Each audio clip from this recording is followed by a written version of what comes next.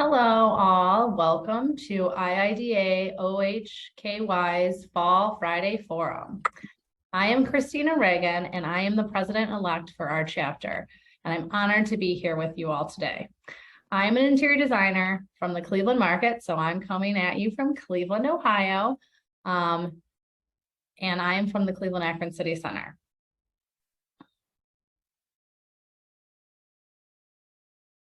Go to the next slide. There we go. So we wanted to take a moment and just give a shout out to our benefactors. Without all of these benefactors, we would not be able to offer the high caliber programming that we offer, such as speakers like we have today. So thank you all, sponsors. You may or may not have heard a little bit about some of our outreach efforts. While our chapter was busy advocating for our profession, we found ourselves working towards promoting major changes and improvements to our society by focusing on a great deal of effort on community outreach.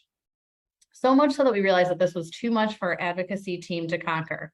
Out of this grew the need to start to have a VP of outreach and add that to our chapter board, which would be supported by city center outreach leaders.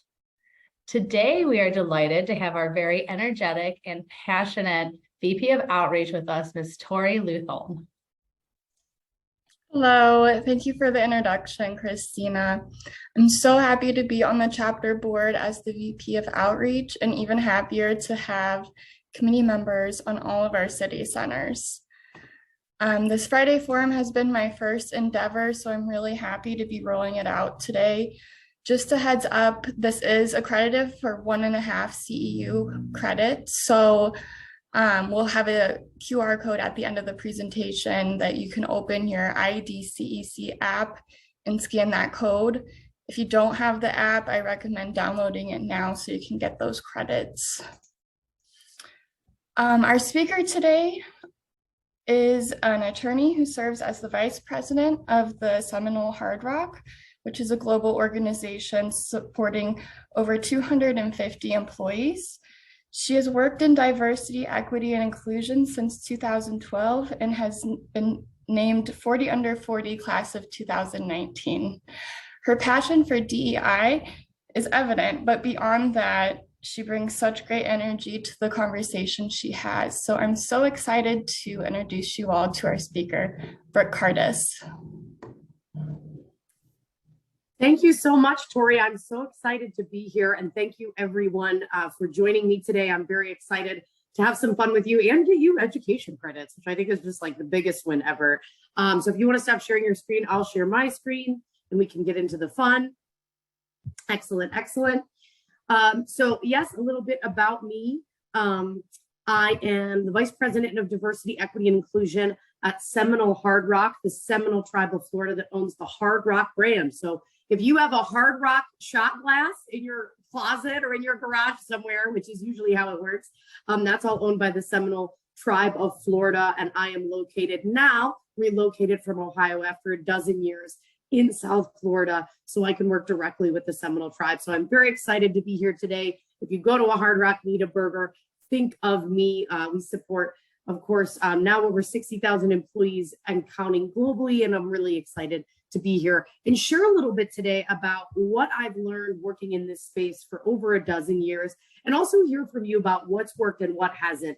I think we can all agree all we've heard about in the last few years is DEI, and there's a lot of amazing things that are being done in this space, and there's a lot of really, really beautiful, well-meaning mistakes. And the joy of those mistakes and the joy of those failures is we can continue to learn from them. So today is a kickoff to a conversation. We're going to dive right into this work. And I know some of you have experienced previous Friday Forums and other things where you've talked about DEI. We're going to build on that.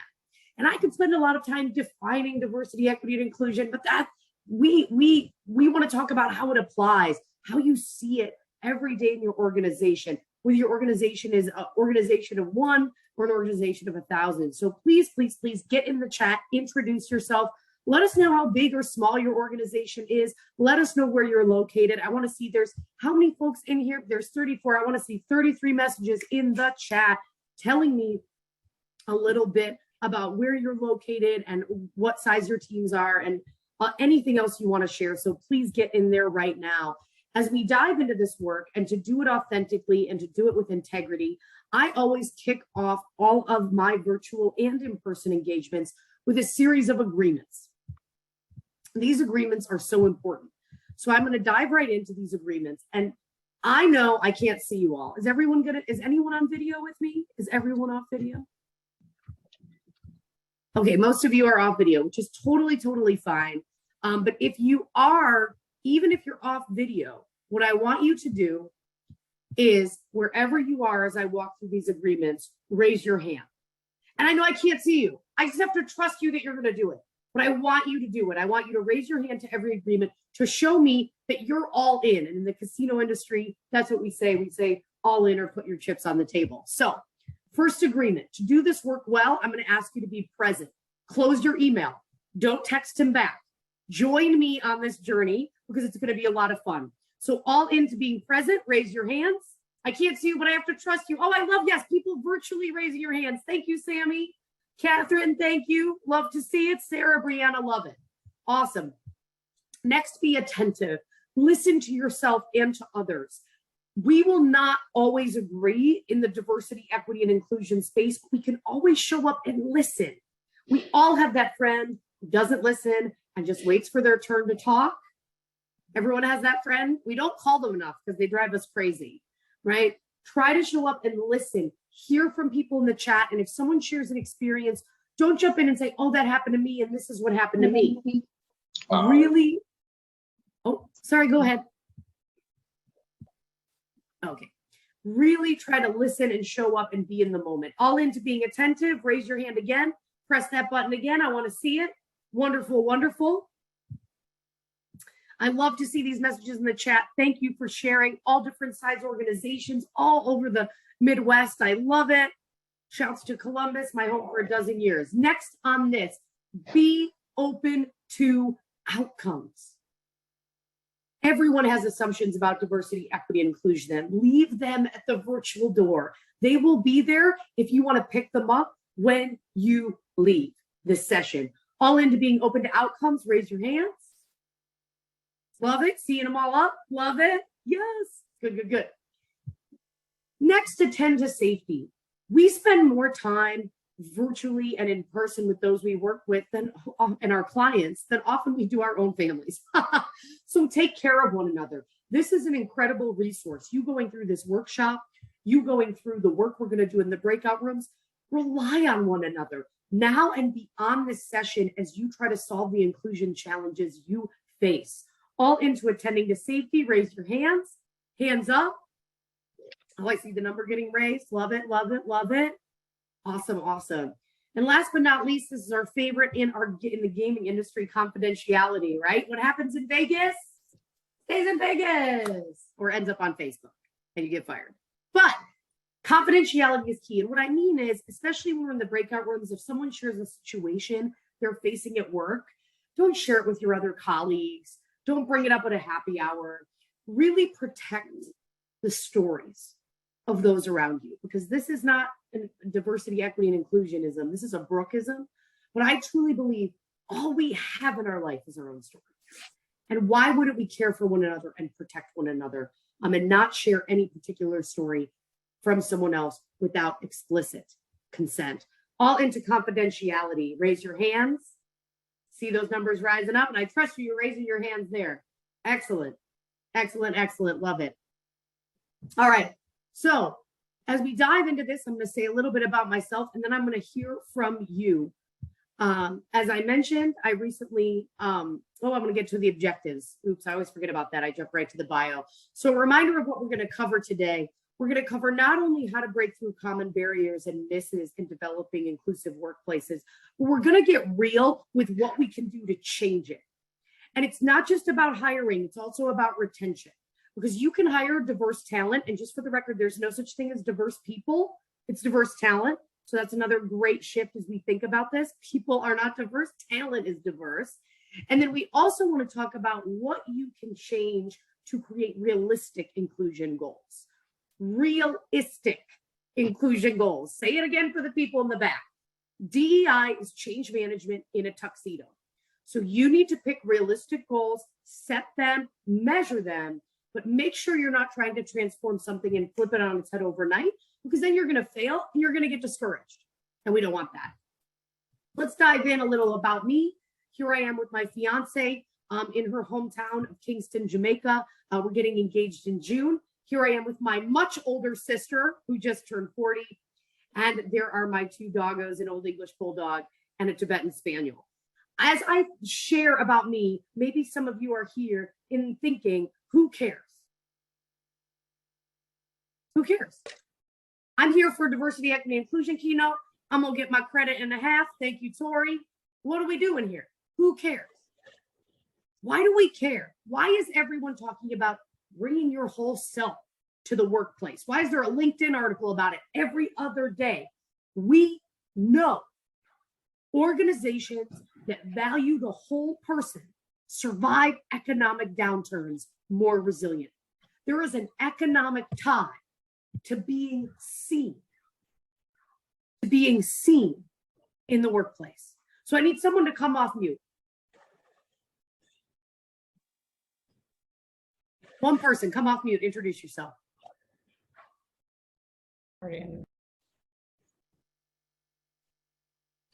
I was gonna say I was willing to, but I already introduced myself, so I feel like somebody Christina, else no, now you're here. You gotta stay with me. I love this. All right, Christina, can you come off video or is it just audio? Totally fine. I can come off video. Yes, love it. Okay, there you are. Beautiful. Okay. All right, Christina, it's good to see you. Nice to see you. Yeah, it's good to see you. It's good to see you. All right, Christina, now I'm going to have you say something to me. I'm going to have you say, it's good to be seen. It's good to be seen. I want you to mean it. Make me church. I want to feel it. Go. It's good to be seen. It's good to be seen. It feels is. good to be seen. Why? What makes it feel good to be seen for you, Christina? I would say being acknowledged and also knowing that somebody else is hearing you and that you're having an actual conversation and not just kind of talking to the air. I love that. We didn't even plan this. I just want to point out, Christina, we did not plan this. No. But oh my gosh, look at that. Look at that definition from Merriam-Webster coming through on that. We'll love to see it.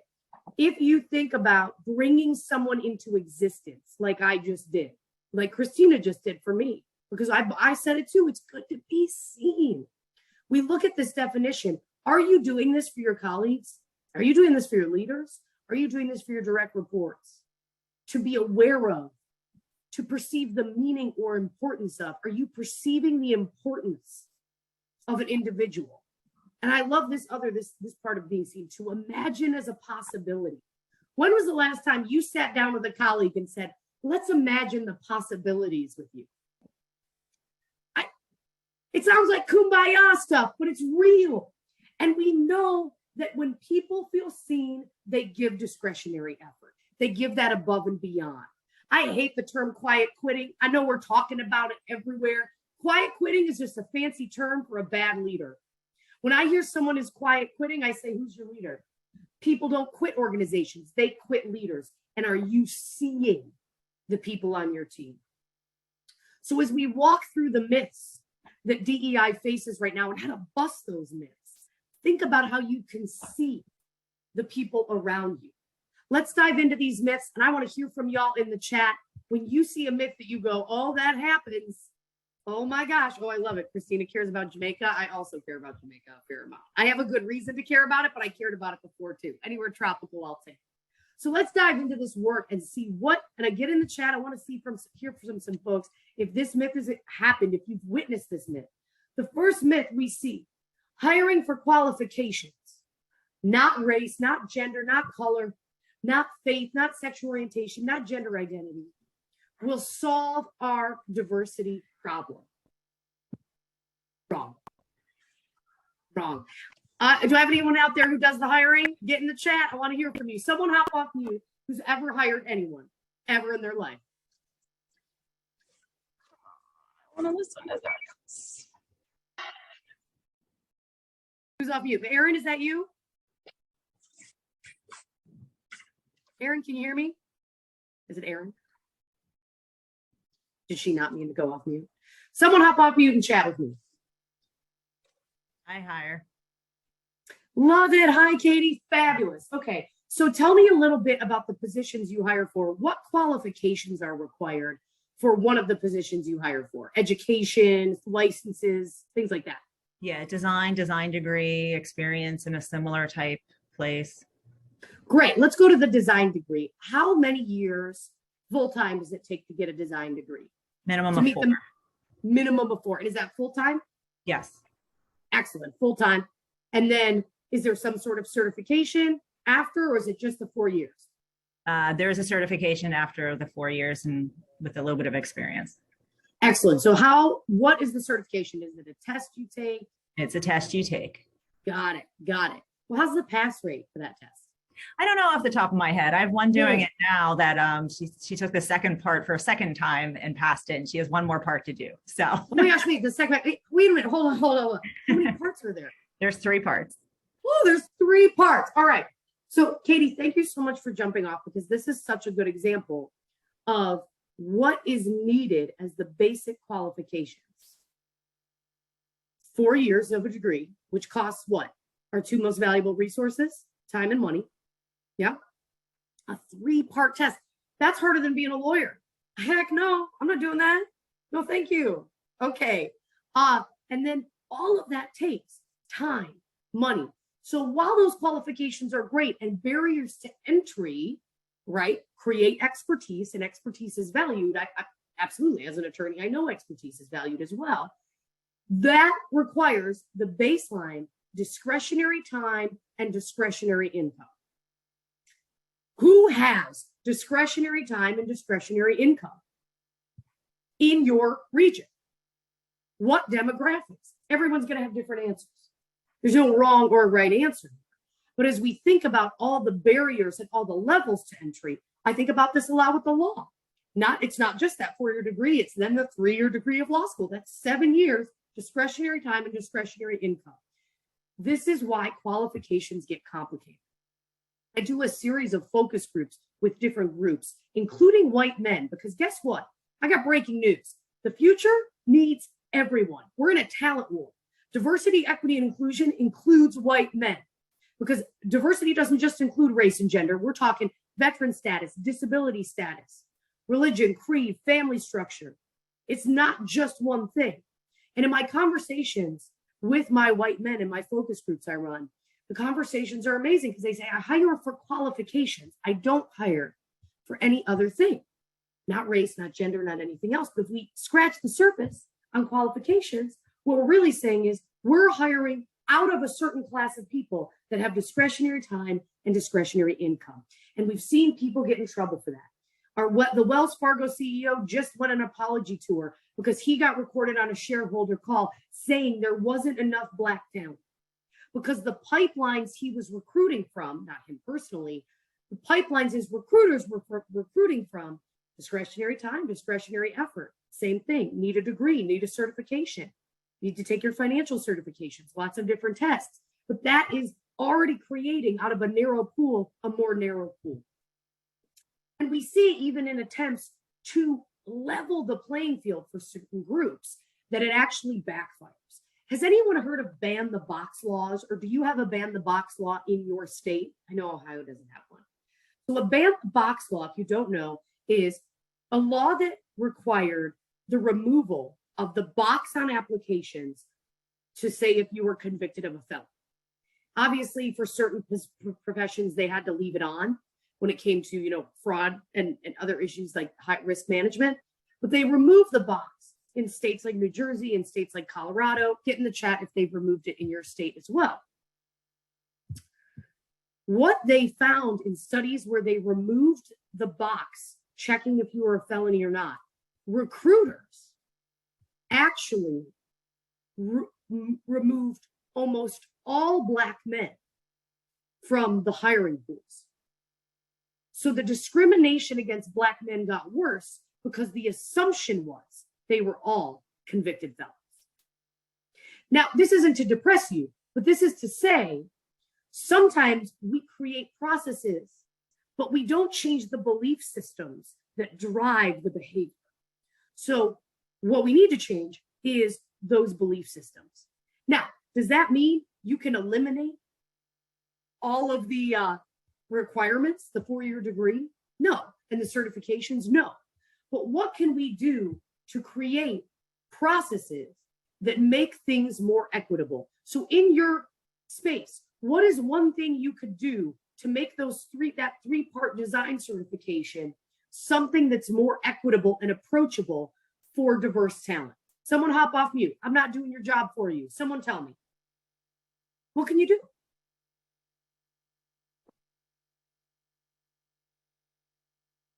Hey, Brooke, this is Dave in Cleveland. I do a lot of work with AIA as well, so I'm sort of a dual citizen between our groups. And Love it. there's a lot of discussion about that, and in upcoming, there's going to be a lot more discussion about it. So you're raising a great point about how to make access to the professions more equitable. And so it's just something to keep an eye out for. I think one question I'd have for you on a topic like this would be like, okay, this is a great thing to be aware of. What can we tangibly do about it? And maybe that's rhetorical right now, but just throwing that out there. I don't think it's rhetorical at all. I want to get in the chat, and I thank you for jumping in. I love Team AIA as well. They're a fabulous organization. Let's talk about it. So what can you do? Now, you can't necessarily always give scholarships to diverse talent to do a certification. But you know what you can do? Right now, we're seeing women hemorrhage and leave the workforce. We're seeing women leave because why? Caregivers, our sandwich generation, our Gen Xers. You're out there. I know you're out there. You're caring for the elderly. You're raising kids. We're all, as leaders, raising other people's kids. Can we agree on that? Right? So is there an opportunity for more flexible work schedules and work options so folks can study? What are the scholarship or support programs you can get? We know everybody's a different learner, right? Are there opportunities for cohorts to create accountability in the studying? So there's a lot of different ways to think about diversity. We want to think about it. Okay, well, guess what? If you're a single caregiver and you're trying to work full time and take this certification, you're going to need a flexible schedule. You're going to need more remote options. So it's not just the financial support, right? Remember, discretionary time, discretionary money, and investment, right? We can help with the time. What else can you do? Dave, take the work off of me, and of course, phone a friend. What else could you do as folks are trying to balance all the different commitments in their life to take these certifications?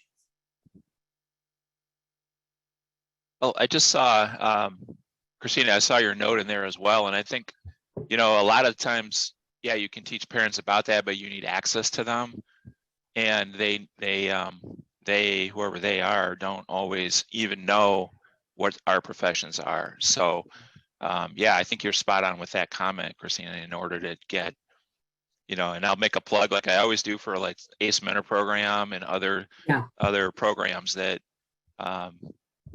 get, because if you grow up not knowing what we do, then you will never go toward what we do. Right. And right. So it's education and awareness. I love that. Yeah, this is the whole point. Oh my gosh, Carolyn said, I love provide daycare service. Yes. A lot of organizations, because again, the liability of creating a daycare is a little more complicated on grounds, partner with daycares. Oh my gosh, childcare is just $1 billion now, to support, hey, there's a discount here. There's an option here. So there's a lot of ways to partner with childcare organizations to get a discount, etc. So again, these are all options, and it's yes to all of them, right? Maybe this will work for you and you go, Brooke, that doesn't work for me. That's okay. But it's about being more intentional about the paths to success and the paths to entry. And I love that education and awareness about your field is also brought up. Hey, how can we do education sessions and learning sessions? When you do that, okay, well, we're going to do it at, I don't know, 4:30 or 5 p.m. Guess what? That is not a time working caregivers who are working second or third shift can get to anything. Have you provided an education session in person at 6 p.m. with free pizza and childcare? Because that's how you're going to get people to show up, right? So it's even that work as well. Are there bus lines to where you're going to be having these sessions or these study groups, etc.? So it's being really thoughtful about all the barriers, all the mechanisms that are part of the barrier to entry. I love the idea of mentorship as well. Absolutely. you need support from the tester and your peers, if it's an opportunity to educate those around in the community. Let's keep going through these myths because we can keep going. There's so much to talk about here. We got to think about how we can watch our trends of diverse talent. We do not want quotas in this space. I want to be very, very clear. Quotas are not only illegal from the Supreme Court, but they don't enforce the correct behaviors. Oh, get 2 women in those positions. We need more women. No. Because then you're going to put people in the position that aren't ready. And then it's a self-fulfilling prophecy. They fail because they didn't have the tools to succeed. And then people go, oh, see, women shouldn't be in that role. So this is why we always want to watch it. I'm not saying don't track diverse talent and don't track your talent overall, but you can watch for trends. Hey, this one leader, they cannot keep associates after a year. They have a trend of losing them after 12 to 18 months. You better get on some exit interviews. You better have some conversations with that leader because something else is happening. And you can take a look at recruitment strategies and provide childcare, education and awareness campaign, robust mentorship and sponsorship programs so that you keep diverse talent through what is such a sensitive time in the beginning of that pipeline. Let's talk about myth number 2. It's one of my favorites. One diverse voice at the table solves the challenge of diversity. I tried to include audio in mine, but it didn't work. This doesn't work. Why doesn't one voice at the table work? Why doesn't one voice of diversity work at the table and change the decision making? Someone hop off mute. Why isn't one voice enough? Because one voice doesn't speak for everyone. One voice doesn't speak for everyone. Who said that? I can't see. It's okay. It's okay. Thank you for joining. Where are you calling from? Columbus. Columbus, yeah, Team Columbus. So say more about that. It doesn't change. Why not? There's a diverse voice at the table. We did it. Because that one diverse person could not be the all diversity. There's absolutely can't be all of it. You can't turn a cruise ship alone. It's a very Florida metaphor. I feel like I don't know what is it? What's a lake barge at Lake Erie? You can't. So there's a theory called critical mass theory, and we'll get into that later. But really, what we're talking about is Soke, and thank you for jumping in. Is the difference between tokenism and pluralism? Lifting up one person into a position of power and bringing them to the leadership table doesn't give them the support they need. And no community is a monolith, to Soke's point. So no one person is going to change everything. But also, they don't have allies. They're not going to speak up, and they likely cannot because they were also brought up into power through the systems around them. When we look at the studies around affirmative action, there's a lot of cases around the success or failures. But when we look at affirmative action, which was truly designed to lift up people of color, specifically women of color, we find that the people who benefited the most from affirmative action programs in higher education and corporate world were who? Call it out, white women. White women benefit way, way more. So why? Because white women, when they came up into power, I am a white woman, so I can say this, right? Getting up into a position of tokenism or leadership did not lift anyone up with them, but stayed in power because of the systems that we moved up in, taught us scarcity mentality, taught us, well, I got here, Queen Bee syndrome. I got here, she can too. But what we know is now from critical mass theory that we need at least a pluralism, which is anywhere between 38 and 55%, depending on the size of the board, the leadership board.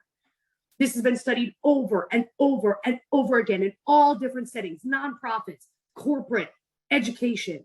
And we constantly see there needs to be more than one because no one is going to speak up and risk the loss of power and privilege at that highest point of leadership. It's not how our systems are designed. Myth 3. All right, I'm going to ask y'all if you can and are willing to come off mute. Come off mute if you can. Okay, and we're going to celebrate really quick everyone on here who has ever done anything where they have shown up as an ally for any diverse group or affinity. So get off mute and we're all going to applaud. Ready? In 3, 2, 1. Everybody applaud yourselves. Applaud. Oh my gosh. I want to see the hands. Applaud. I want to hear it. Okay, you're done. We did it. Okay, you did it. I've celebrated you. No one can call you an ally. Or I'm sorry, no one can call you an ally. You can't call yourself an ally. All right? You just can't. Because let me tell you something. Allyship is a verb. It's not a noun. Think about a moment you showed up as an ally. Okay? I'm very proud of you. You did it. What's the half-life on an allyship be? That's the whole point about allyship. I work a lot in the transgender and non-binary communities throughout the Midwest and the nation and Mexico. And one of the things when I work in those groups, oh, Brooke is a trans ally. That's fabulous. You know what I can't call myself? I can't call myself that. If someone within the marginalized or diverse group calls me that, that is fabulous. But that is not mine to claim. And I want you to watch the ally cookies you give yourself. We love a cookie. Celebrate you. Then we have to figure out that allyship is a verb. The reason we don't want to label ourselves allies is because we rest on our laurels. We get comfortable. Allyship is about constant practice of showing up, not turning to your diverse contact or affinity to ask questions that, again, are a diversity tax on the diverse talent around you.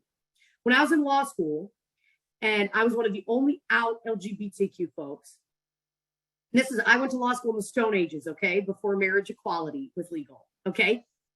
Every time some court case came up or some case came up about, lesbians behaving badly in a custody battle, which we call LBB, just a little inside scoop for y'all, LBB, lesbians behaving badly, that I would have 30 people come up to me in the law school hallways and ask me about that case. And I joke around with them. I go, I don't know. I didn't read it yet. I didn't get the bi-weekly newsletter. Get it? Bye. Anyways, it was a very low-hanging fruit joke. But this is the whole point, right? What are you doing to not tax those who are diverse around you? Not turning to the one person of color you know to ask about a case in the news involving, a shooting with an unarmed Black man or anything like that. Making sure you protect the diverse talent around you. Showing up and actively listening, not just waiting for your turn to talk. And understanding you may not agree on everything, but you have to make space for folks around you to process and not judge. And just for the record, diversity, equity, and inclusion is not owned by any political party. Dignity and respect is for everyone. Everyone can get on board with dignity and respect. We want to pause before making assumptions. You never know what people are carrying. So when you're trying to show up as an ally and someone has energy that feels defensive, instead of saying to yourself, what's their problem? Understand you have no idea the weight they're carrying. We had an employee who was being misgendered. She was transgender, and one of her colleagues kept misgendering her. And she got so frustrated. And to the other employee, he said, wow, she's overreacting.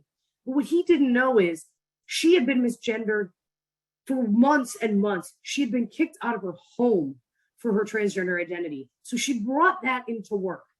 And I use that example, but we're all in a million closets. I want to sit with that. We're all in a million closets. Okay?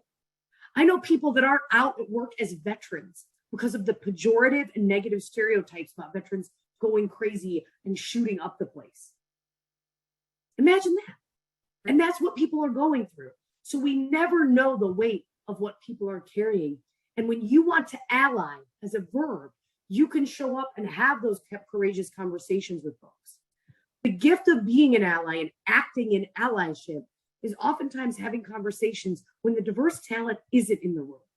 And you have to call folks in to courageous conversation. Notice how I didn't say call out, because call out leads to shame, embarrassment, and shutdown. How can we call someone in? Be thoughtful about who else is around. Make space. Ask consent for the conversation. Hey, Brooke, I see you made a comment today. I wanted to dig a little bit more deeply on that. I was curious why you said that. Are you willing to connect with me later today? Get that permission. Get that consent. And be the bastions at your organization of looking back at processes and procedures that may have inequitable standards. When was the last time you looked at attendance and appearance policy and you said, Brooke, that stuff is in an elephant graveyard. We never even look at it. Guess what? It'll be looked at. It'll be looked at when someone's looking for a reason to get rid of somebody and they need a reason. They need a reason. So make sure you are taking a look at everything in writing, checking for the gender biases, checking for the racial biases, checking for that now proactively instead of being reactive. And that's the gift about this work. You'll fail. You'll miss something. You will not show up as an ally one day. I have not shown up as an ally multiple days. But that's why we don't use it as a noun, we use it as a verb. Because I can wake up an ally every day for all different communities, for veterans, for Black folks, for people of color, for Native American communities, for trans folks. I can even show up as an ally within my own LGBTQ community and do that work. But you will absolutely fail. Give yourself grace. Know tomorrow is a new day and you can try again. It's going to be controversial. For those of you who watch Drag Race, controversial yet brave, I think is the phrase from RuPaul. So controversial yet brave. I'm part of a diverse group. Therefore, I'm not part of the problem. Back to Isoke's point about no community as a monolith. Not every individual is going to be on the same page. This is tough for people. This is tough for people. I got to tell you, some of the toughest conversations I've had about LGBTQ equity is within my own community. Within my own community. We're all swimming in the soup of the systems that create power structures. Okay? Everyone is. No one is exempt. I'm a woman, I can be sexist. In fact, you know, that is something we hear a lot of times in this space. Oh, I thought this woman was my ally and she'd worked her way up and she didn't lift us up at all. Anyone know about lobster syndrome? Anyone know about lobster syndrome? Raise your hand. Anyone? You put female lobsters in a pot. Was there something in the chat? Let me see if this is coming through. No one has heard of lobster syndrome. Totally fair. Totally fair. I love lobster syndrome. You put female lobsters in a pot, and what they do is they claw each other down. They claw each other down and they all die in the boiling water. But male lobsters create a chain and climb out. Now, a few always die, right? But most get out. What kind of lobster are you? What kind of lobster are you in whatever organization you're in? What sort of mentorship and sponsorship can you provide? You're the ones in power and control. Just again, you know, if you're leaders of people, that is where you live. What can you recommend to address those inequities in the small ways? Mentorship programs, awareness campaigns, childcare support, remote work, more flexible schedules for those who are caregivers. But no one is exempt. And I think there's a beautiful gift in that, because that means we always have to show up with grace and forgiveness with one another. Ask yourself, what kind of lobster are you in every part of your life? And I ask myself why I keep talking about lobsters so much. You wouldn't think so in DEI, but you talk about weird stuff, I promise you. Myth number 5, I want to get into this. Recruiting and hiring diverse talent will solve our diversity challenges. Oh my gosh. Is this it? Did we do it? No, we did not do it. Why? Someone hop off mute. I'm done talking and I'm going to enjoy my tea. Why? Go for it, Ryan. Take it away. Because hiring diverse talent doesn't mean retaining diverse talent. You have to be able to retain them, not just hire them. Say it again for the people in the back. Say more about that. Like, you're not going to have to stay off mute. Ryan, I love you for it. Keep saying more about that. Why not? We did it. I mean, you can hire anybody, but if you don't get to the basis of the diversity issue, you're not going to retain them. They're not going to feel welcome in the environment, so you're instantly losing them. So you haven't solved anything. Thank you. Thank you. Thank you for coming back off mute. You can put yourself on mute now. I know you want to. I appreciate you, Ryan. I love that example. I got a call from an amazing leader in Columbus, Ohio, And he said to me, I need a Black transgender woman for my board. And the conversation we had, we lasted 2 hours. And instead of saying, are you kidding me? How did you get this number? What are you doing? We had a conversation that while I had contacts in the transgender community that fit what he was looking for, I ethically could not recommend someone having to come onto that board and pay the diversity tax of being their token. And we talked about how you create an inclusive environment to retain talent and bring folks in. Because diverse talent won't stay without feeling included. And if you are one of those people that's like, oh, we're all about belonging, no, you don't get to claim you're about belonging. That is a feeling, that is an outcome. It's not something you can claim is happening without knowing. Who knows ham in the pan? Help me out, ham in the pan. Do you know this? You know this story?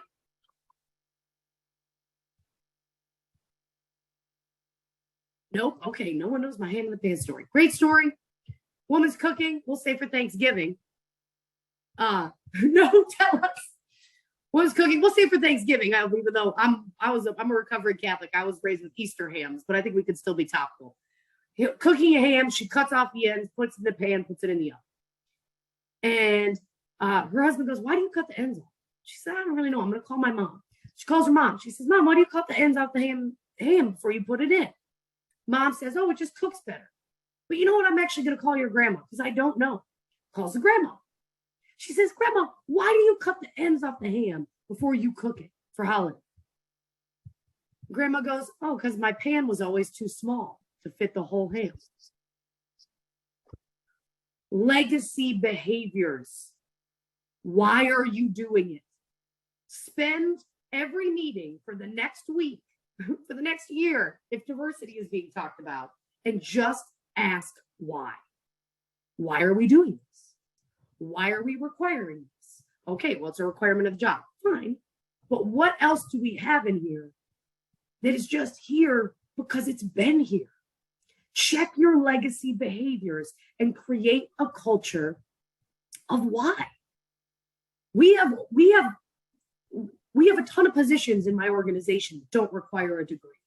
And then you get to a certain point and you need a degree. And then guess what? We say, oh, we can't promote you. That position needs a degree, even though you have 20 years of experience. Now, everything is different. And I understand that there are certifications and you can't get around it. But that is just one example. What? Oh, this position says 5 years plus experience. Why? Why? If 5 years plus experience for an entry-level position, ask yourself, why is it entry level? And why is the pay band entry level? It's not saying it's wrong. It's about asking the question.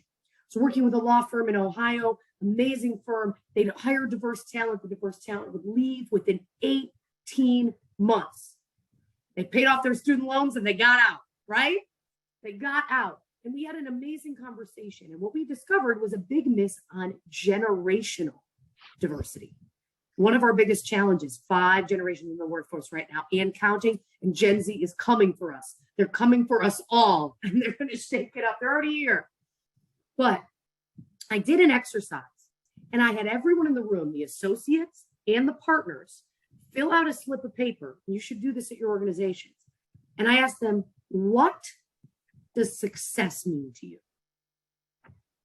And the partners, the baby boomers, they said, success to me is a summer house in the Cape, going to Spain and bringing my whole family, a cruise twice a year. All right. It was a financial success. My millennials in the room, they said, success to me is going on PTO and not having to turn my phone on. Success to me is not having to respond to my boss on weekends. Success to me is a 4-day work week with the 5th day remote. And what we discovered is generationally, from leader to direct report, from partner to associate, the definition of success was different, so vastly different that our partners and our associates weren't even speaking the same language about what success meant. So the partner said, I want you to succeed. And he meant, I want you to work 80 hours a week so you can buy that house in Barcelona. And the associate's going, I'm looking forward to working 45 hours a week and seeing my toddlers. What ways are you communicating where you're not even speaking the same language? And of course, we can tie that to turnover costs, the incredible knowledge transfer and loss of institutional knowledge at your organization. You gotta check those ham in the pan behaviors. So now I want to hear from you. I have all of the myths up here, and I want to hear from two of you before we get into our breakout rooms and we have a little bit of fun. Two folks, hop off. Have you seen these? And this isn't about throwing people under the bus. This is about being real about the challenges and the well-meaning diversity initiatives that sometimes go a little sideways. So let me hear from two folks. Two folks, have you seen this? Have you seen this at your organization or past organizations? Or heck, your church group, your board of directors, your school board, your family? Where have you seen it?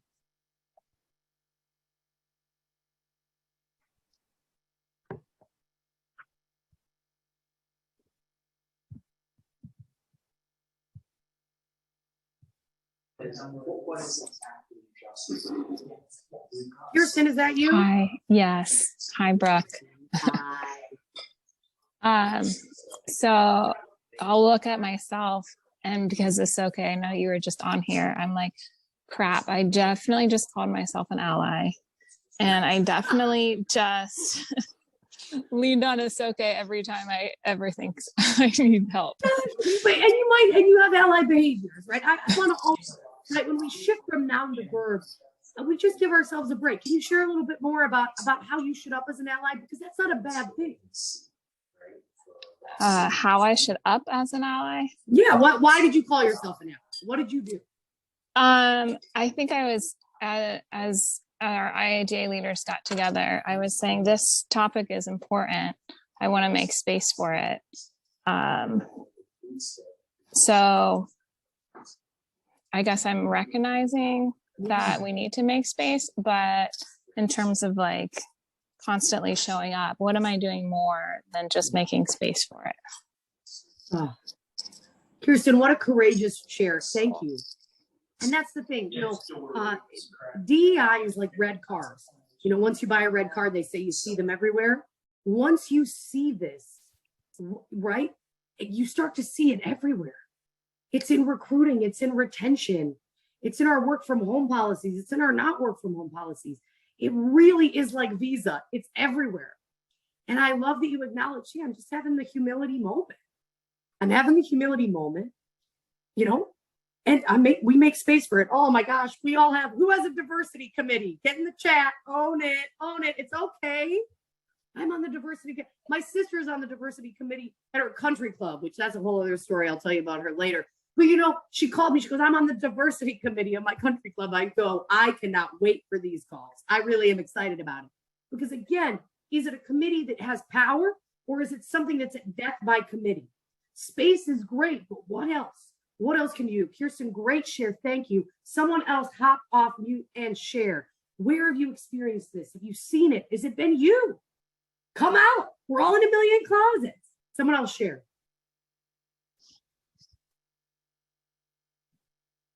Okay, I'll go. Yeah. All right. I think I love the analogy that you can't call yourself an ally, but I think for the brief moment that gets you out of bed and gets you to go to something, I think that is worth it. Mm-hmm. But once you arrive at whatever that is, quick example would be the May 30th protest in Cleveland in 2020, part of the countrywide George Floyd protest, right? So my daughter and I went downtown Cleveland, and lots of things happened at the end of that day. But during the day, it was really a matter of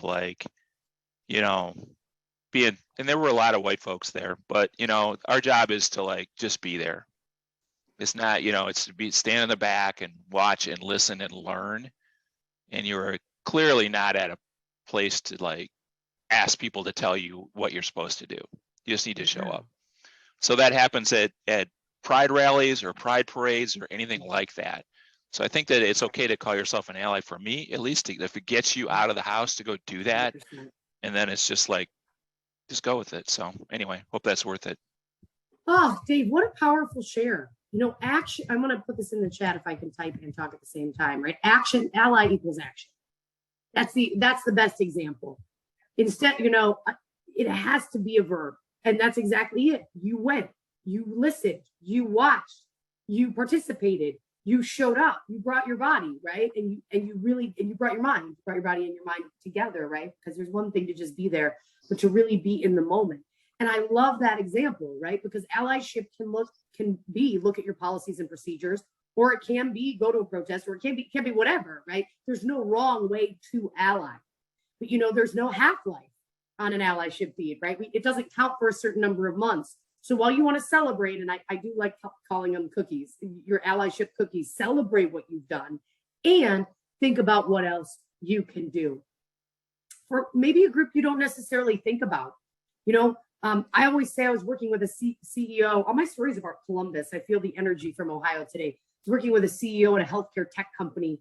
And I said, in Columbus, he said, we can't find any diversity. Back to that Wells Fargo CEO. It wasn't the Wells Fargo CEO, but very similar. And I said, all DEI is left-handed scissors in a kindergarten classroom. I'm a lefty. And what productivity tools are you creating to support diverse talent? If it's for those who are visually impaired, a program on your systems to make sure that they can interpret and read. All of these things, there's a million ways you can show up. So they're not limited to one or the other. So I want to break us into rooms so we can start talking about this. I'm going to put the myths up. I'm going to ask you to take a photo of this slide with your phone or screenshot it so you have the myths.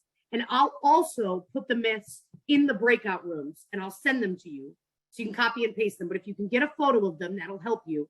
We're going to go into breakout rooms and we are going to go through a structured brainstorming where you talk. I want every single person, every single one of you, to share one myth you've experienced or seen, maybe two, it's up to you. Then you're going to narrow it down to focus on one myth. Maybe it's the one that comes up the most. Maybe it's the one that you think is the toughest to bust. And then you're going to brainstorm and you're going to talk about it. And all these steps are going to be prompted by me in the breakout rooms. I'll send them to you so you know what to do. And then I want you to solve it. And no bad ideas. Just shout out all the brainstorming ideas. Make sure someone is taking notes in the chat or in the breakout room. And then narrow it down to get to one solution. But in the brainstorming session, which is the longest part of this, I really want you to say no bad ideas. Shout it out, shout it out, shout it out, keep going. Because we know brainstorming takes a minute to get to those really good nuggets of innovative ideas. And this is a shortened version of a Silicon Valley hackathon. So it's going to be a lot of fun. But make sure you have these 5 myths. I'll also send them to you in the breakout rooms. We're going to break you up. And this is the overview of the breakout session. You're all going to share a myth. Then you're going to pick one of them to bust. You're going to brainstorm solutions. And then you're going to narrow it down to one set of solutions or one solution, one plan. And then you're going to come back and I want to hear from some groups. So I'll put the actual myths in the chat as well. But I wanted to ask you, Christina, how are we doing? Are we ready to go to breakout rooms? Sammy, are you the one sending us to breakout groups? Yep, we're ready. Okay, perfect, Sammy. Sorry, not Christina. If I send us, we're never going. So Sammy's got to send us. Awesome. All right, I'm so sorry. Sammy, so can you send folks off? The myths are in here. I'll prompt what we're going to do. Go chat, get to know one another, bust some myths.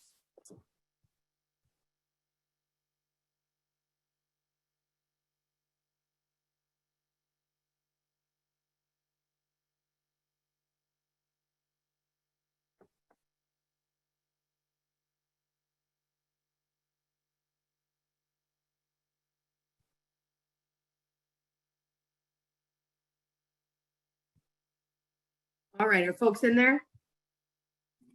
Yep, looks like it. Right.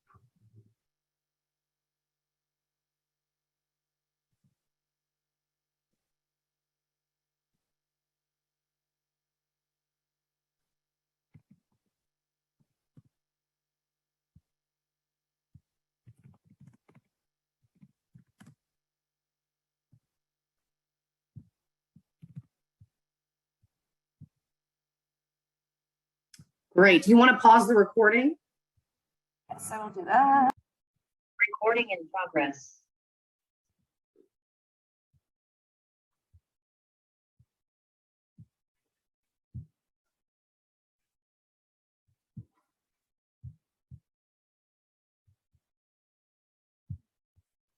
Looks like it's 60 seconds, so I just. Yeah, that's fine.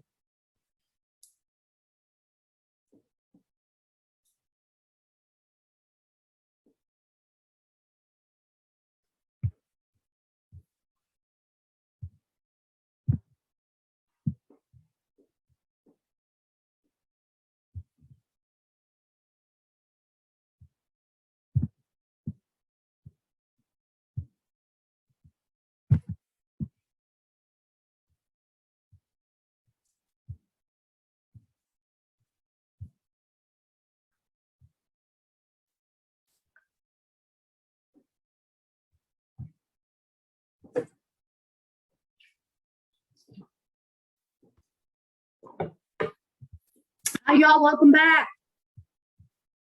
Hi. Good to be back. Yeah. That timer's so scary.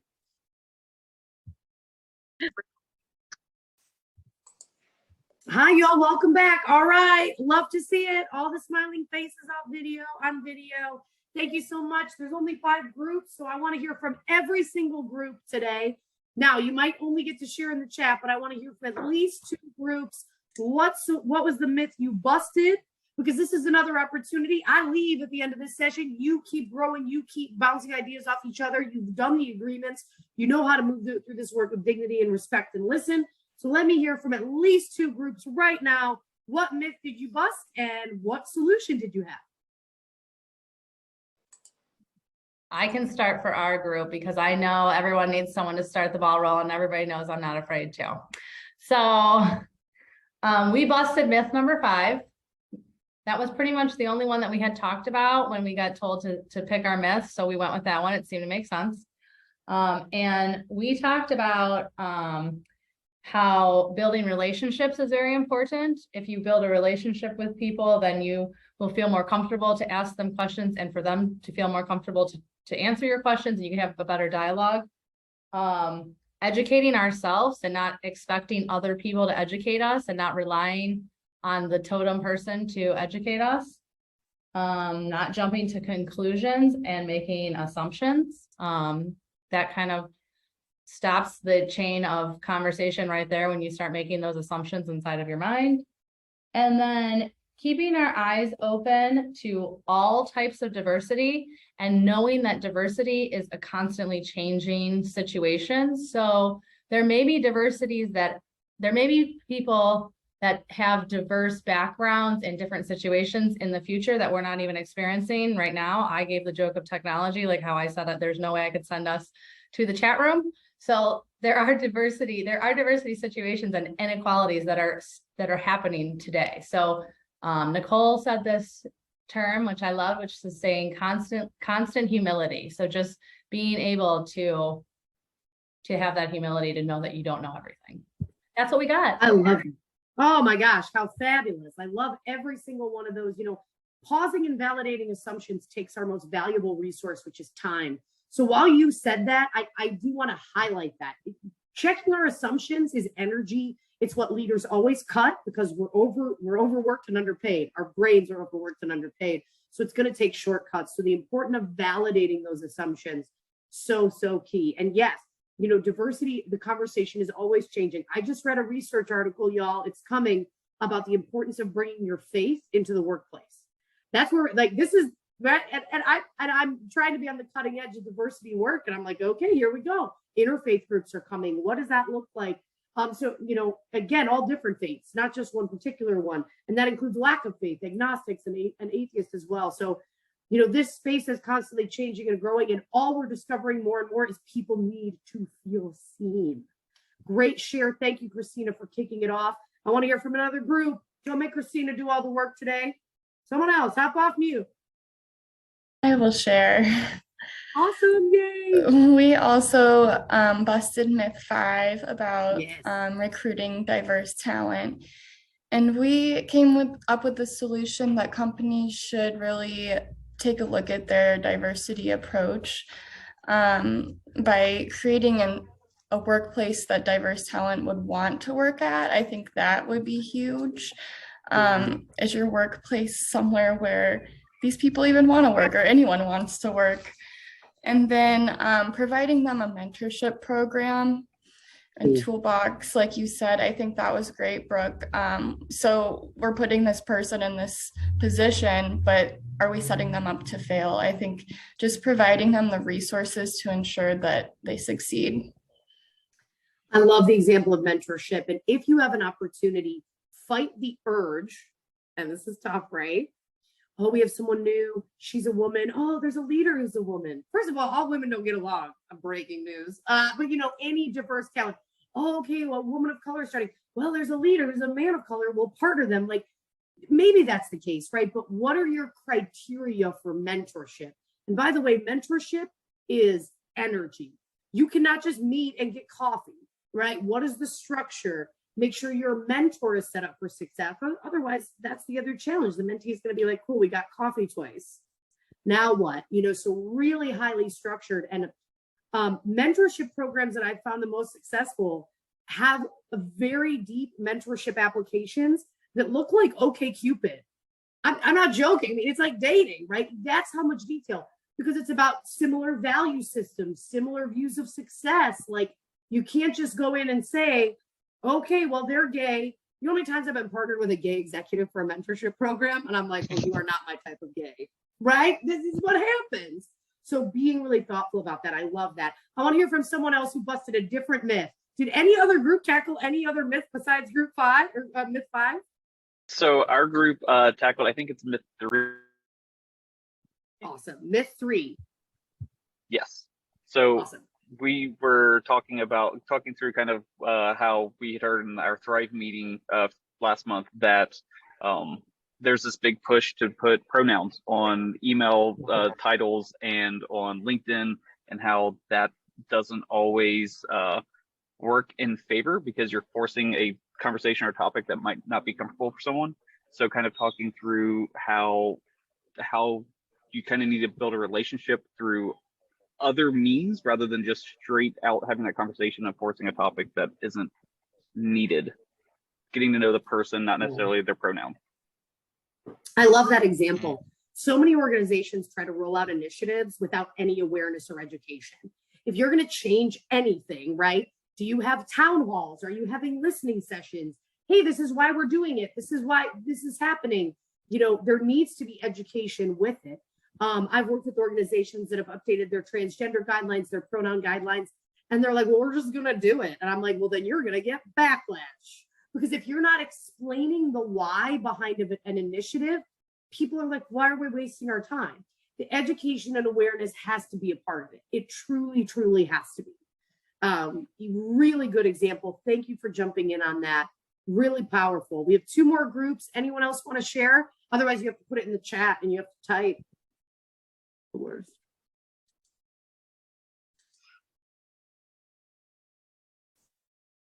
Kristen doesn't want to. She's taking such good notes. Well, Annie and Aaron and I will not, we didn't take a lot of notes. So, but we were looking at all of these, but kind of focusing on the recruiting one as well, having checked off the ally discussion as well.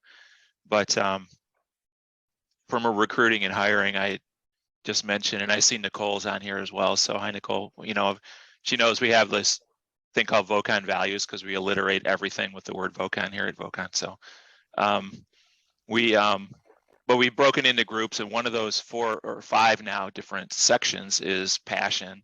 And so we've taken the opportunity to, as a solution part, to really make a diverse workplace, not just seem like it is or say it is, but on a monthly basis, try to line up with different heritage months that are going on, and asking folks who identify with certain groups to be part of a presentation to talk about their culture. It's not it's not saying, hey, you're so-and-so, you need to do this. It's like, just open it up. And so that's been really useful and helpful. And for folks that really want to teach, but we're not no one's under the pressure to do it. And it's been cool. So I would just recommend that that's something that, because it really goes on. The conversations go on and on after that. It's not just like a one-time thing. I like going to get a CEU or something like that for 1.5 CEUs like this or anything, but like that example. Yeah. What a great example of also highlighting and giving diverse talent exposure in your organization, especially if your senior leaders are there and invited. That's right. Also very cool. Like that's about career advancement too. Really key. Love that example. Love alliteration. Love it. Awesome. All right, one more group, I think. Is there one more group that needs Katie, to share? did you tag me as the local person? Throw them under the bus. I love this. Kirsten, go for it. We attempted myth number 1 about hiring for qualifications. We were talking mostly about how solutions would be centered around like how to get everyone educated about our profession. And everyone, we started with kind of like the like K through 12 generation who doesn't know anything about it. Then we were like, oh, but also like our peers in the industry who don't recognize commercial interior design as like a true profession. We don't even have legislation that supports it. So I guess that one of the solutions we were talking about is there's a lot of groups out there that have the same mentality and effort that we are talking about and want to bring education around our profession. And how do we like leverage and build the relationships with those existing groups so that more larger is more powerful than a bunch of small people doing independent work? Absolutely. Partner, right? Get some organizations, more resources for the education and awareness.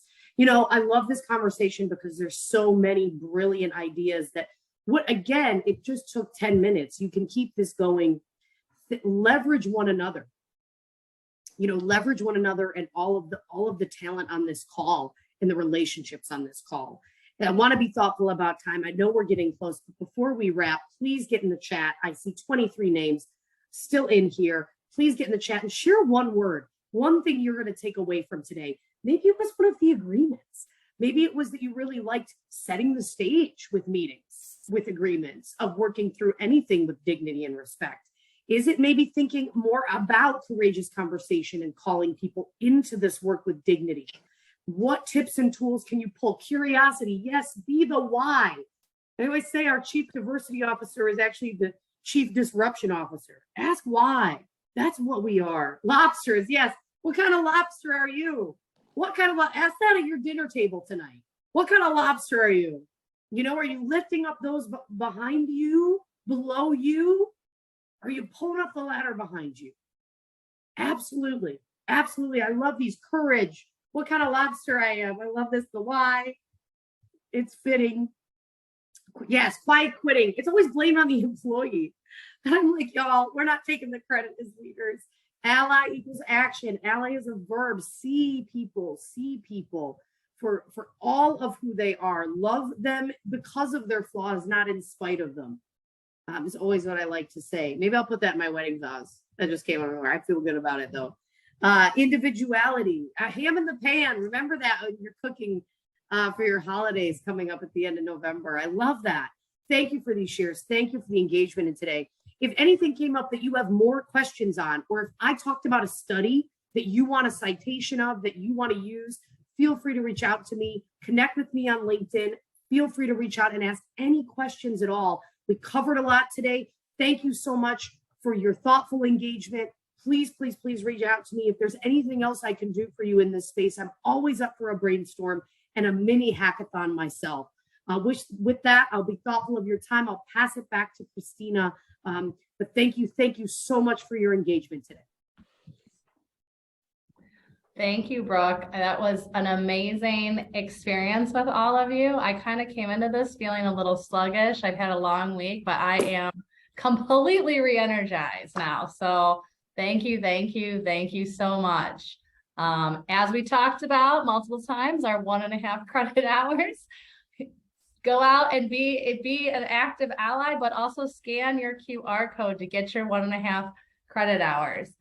We also have Tori's email here in the bottom of on the slide. So if you have any challenges scanning your QR code on the IDCEC app, feel free to reach out to Tori and she will talk to you about that. Also, if you are so energized and so excited about DEI or any of our other outreach initiatives, feel free to also reach out to Tori. We love questions, comments, everything at IIDA. So any communication that you want to have, you can reach out to her. You can reach out to anybody that's on our website. We'd love to hear from you. Scan them QR codes. Okay, we're going to leave this to hover just a couple of seconds, and then we're going to go ahead and just share a couple of things that we have coming up, and also thank our outreach committee, Tori and our outreach committee, for this awesome experience. I hope you guys are all as energized as I am, and I think it would be very difficult to walk away from this experience without learning something. So that is awesome. Hey, Christina, I just want to remind everyone that once you're done scanning, you still have to fill out the survey on IDCEC to actually get the credit. So don't forget that part. Yes, we love surveys.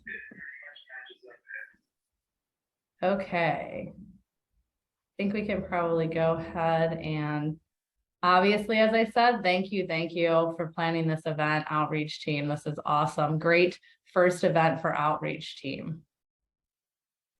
These are just some things that we have coming up. You'll see in Kentucky on November 3rd, we have Toasts and Tours. And in Columbus on November 6th, we have the Student Career Day. And on November 18th, if you have not heard about this yet, we have our first chapter-wide Interior Design Award. So this is an inaugural event. You don't want to miss out on this. It's Friday, November 18th, and it is in Columbus, Ohio. There's obviously additional information on our website, but if you are not in Columbus, Ohio, and you want to attend this event, we have an awesome opportunity to actually ride a bus that will be picking people up from each of our other city centers. So right here is the QR code. You can scan that, find out more information, register to ride on one of those buses. Definitely get on the bus. It's a great way to hang out with some of your colleagues. I love to debrief after an event. This is a great opportunity to chit chat about everything you saw, everything you experienced. Definitely riding the bus is a great way to get home safe and happy. So scan that QR code, sign up for the bus. If you have any questions about that, reach out to somebody. The other QR code that we have on here is the People Choice Award. So all of our submissions are live. If you look at this QR code, you can vote from each email that you have. So you can vote for whatever project you want to be your People's Choice Award winner. I think we have one more slide. Finally, we want to talk briefly about our Enrich Fund. So this is a new fund that we created. So it's an ability to have a lifelong learning opportunity. So if there is something that you as a professional are interested in exploring, you can write a submission. Submissions are open right now. You can submit your idea and find out if you can receive funding for this. The submissions deadline is October 28th. So it's upon us. So if you don't have your idea figure it out quick, write your submission.